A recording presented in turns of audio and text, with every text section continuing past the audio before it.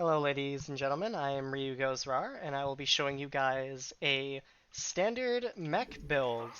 I'm not talking battle mech here, I'm talking full-on mech. In my last two videos, I showed you guys how to do proxy starport, as well as a fake proxy into a quick cyclone push against Protoss and Terran, but this time I'm going to be showing you guys a standard macro build that I like to go into when I'm playing standard mech. Now, this build is going to derive off of the Hellion Liberator build that I often do, and I'm going to show you guys the mech transition. Now, the main difference people may be asking right away is what really changes between battle mech and standard mech? And the biggest differences are, with battle mech, you're mostly kind of Cyclone Hellion heavy, whereas with regular mech, you're either making a lot of siege tanks, Hellions, and Vikings, or siege tanks, Hellions, and medevacs, depending on your style. So kind of a similar mech style we'd use in TvT. The other difference between these two, outside of unit composition, is that battle mech is a lot more aggressive, whereas standard mech is a little bit more defensive, because with turtle mech, as some people like to call it, or standard mech, you're kind of just turtling up and trying to macro for your pushes with a heavy siege tank count and strong upgrades. Anyways, so this build's gonna look a lot like a Hellion Liberator, mostly because, you know, it kind of is Hellion Liberator, but it's gonna have a lot different of a transition. Another way of looking at this video is you could say it's an updated version of the Hellion Liberator, kind of a newer one since I've now had quite a little bit of experience making videos. So, I don't know, some people are feeling a little bit cheated by this video, as it not being too new. Anyways, we're just going to go ahead and we're going to go Reaper Marine, Depot, you know, the usual. Go ahead and throw down that factory. As usual, because I'm playing against the AI, we're just going to leave our units right outside here. We're going to make another depot, and we're going to start that refinery.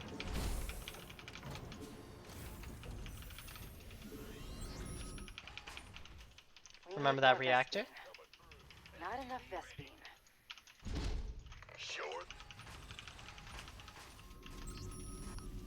Make sure your camera hotkeys are set, that's another big thing. And we're just now kind of waiting for things to kind of finish up. By this time, you should be mostly watching your Reaper as it's across the map. You know, denying the Zerg's third base, scouting whether they're on 1 gas, 2 gas, cheesing you, 2 base all in maybe. Anything you really can. Anyways, after the factory finishes, we're going to swap it with the barracks. We're going to start rallying our units down here. Add-on complete. We're going to go ahead and start that double Hellion. We're going to make a tech lab, not a marine.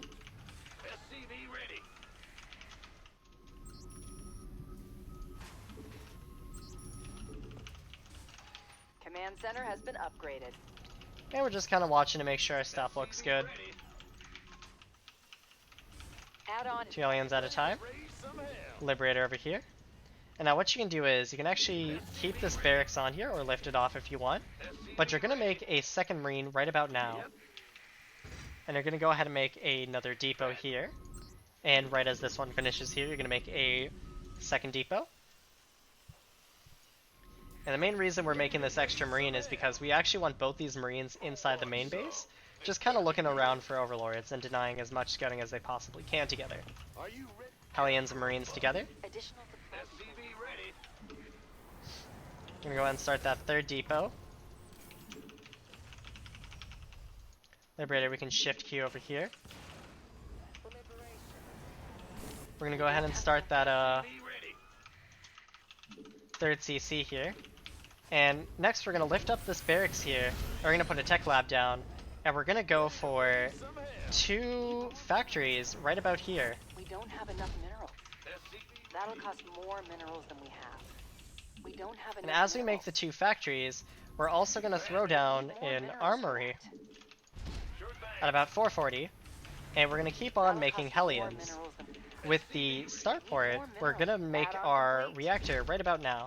We're gonna lift up this barracks, and we're gonna start flying it out. I typically like to leave my barracks here. I know some people like to leave it in the middle of the map as a spotter, but we're also gonna throw down our 2 extra gases here, We're going to throw down another depot as well. Can't build there. And we're just going to keep on making 2 Hellions at a time.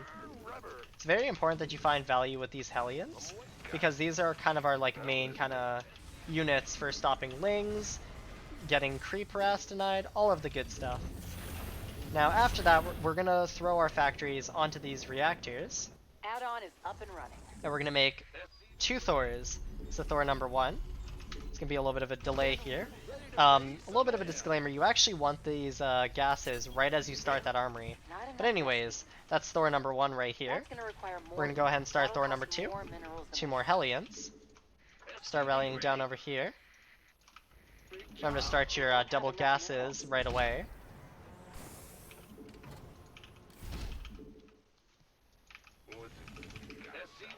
And you're going to go ahead and start 2 medevacs. Some of you may already know what this is. This is, for some kind of newer players, this is called the double Thor drop build. And as this is finished, we want to get our +1 attack here. We're going to leave our Thors kind of hidden here. Remember to kind of have your Hellions, by the way, out on the map, because you want to aggressively be clearing creep. And you gotta make sure, by the way, that you're not losing these Hellions. Anyways, another thing I always explain in TvZ, you want to make those depots. And but like I said though, as these 2 medevacs are finished, you want to go ahead and start making siege tanks and liberators. And you want to pick up these 2 Thors, and you want to send them right away to the 4th base. You're going to notice that the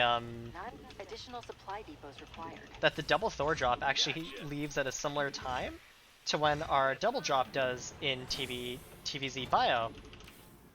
We're a little bit capped here, which is bad, but about halfway into the armory, we're going to go ahead and start our 2nd armory. You can see our double Thor drop would hit the 4th here. You want to actually have it on high impact payload. You want to cancel the 4th. We'll need more supply depots for that. And you want to go ahead and start about 2 more factories here. Constant Hellions. You may have to make more depots than just the 2 I'm making now. Definitely looks like it for me at least. And here you're just kind of using siege tanks to reinforce your position while this double Thor drop is out canceling 4th bases, killing gas geysers, and sometimes even sniping tech. I've even sometimes actually seen players picked off the layer with their double Thor drop. Anyways, we're still just getting our upgrades here. One thing you're going to notice that's super nice is that as our +1 attack finishes, our 2nd armory is going to finish, and we're going to be able to start +1 armor, and we're also going to get +2 attack. So reactor here, tech lab here. Note that this is different from our last build, which was the battle mech, where we went 1 and 4. Because this time we have 2 reactors, 3 tech labs. So kind of similar to the TVP setup. Remember to keep your tanks spread out. And go ahead and start that 4th base at about 8:30. But at this moment in time, we're aiming for a push at about 9:30, where we are hoping to hit with +1 armor and +2 attack. So we're just going to keep on making siege tanks, keep on making liberators, try to keep this double Thor drop alive as long as you can, because losing it early on in the game can actually mean like a game end right there for you. So the longer you can keep it alive, the better it is for you overall. But again, we're just making liberators, we're just making siege tanks, we're just making Hellions. You can send a couple of your Hellions out to kind of like sack in for damage, because with mech you obviously have a lot more, but mainly your Hellions should be rotating around the map here and here, just kind of clearing the edges of creep. Oh, that's pretty cute from the AI. Sometimes they're pretty annoying. Anyways, you're going to see at about 9:20 we are about maxed out. We're just going to drop supply depot. Our upgrades are close to finishing. And because we're at 196, we're going to make 1 worker and 1 siege tank. And we're actually going to turn all of these into Hellbats here. We're going to unsiege all these units. And we're going to just grab our whole army, lift up our next base, build a new one. And we're just going to kind of push out across the map, really. You can see our upgrades are about to finish. Behind this, we're going to start 2 starports up. And this is the big mech push. This should hit right before their 2-2 is done, and this is what we were turtling for. So we want to wait just a little bit. We're going to siege usually at their 4th base. So we're gonna like kind of siege up our liberators here, as you can like kind of picture out with me, I guess, drawing it out for you. You want to siege your tanks one at a time, maybe. It's a really powerful push, honestly. It's very difficult for Zerg to deal with mech, if they haven't like done a lot of damage already. So you can kind of see we come in here, start up our +3/+2 now. We have our double starport ready, so we can start a fusion core and a ghost academy. And at this point, you actually want to bring the barracks back. You want to make 3 more barracks, and you want to start getting your bio attack upgrades. And you want to start making ghosts for the late game. But of course, we're still mining new bases, and we're still trying to just expand. So, you can kind of see here, we're still making bases, we kind of have our push here. You gotta be very methodical when you're playing mech, but you just kind of like siege up here. You can make more units if you wish to. You want to get cloak out. Get that attack upgrade going. You can actually even use these extra minerals to make more bases, really, so you can set up for the late game. But anyways, that's all we have for this build. Thank everybody for watching. Hope you all liked it. Again, if anybody ever has questions, video ideas, or anything, please feel free to leave them in the comments. They always help. Thank you for watching.